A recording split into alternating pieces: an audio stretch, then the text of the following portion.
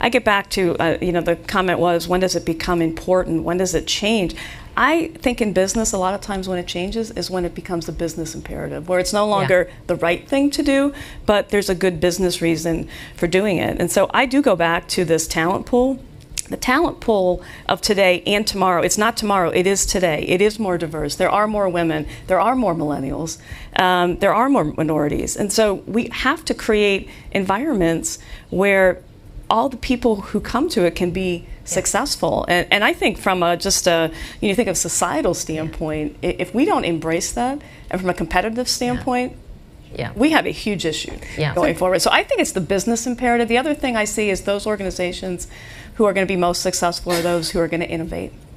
And innovation around talent is every bit as important as innovation in every other part of your business, and maybe even more important going forward. Well, one of the things we see is that talked about flexibility and work-life fit is the most important issue across our population. Men, women, generationally, culturally, it's the most important issue. So we have a number of programs that are available to our people.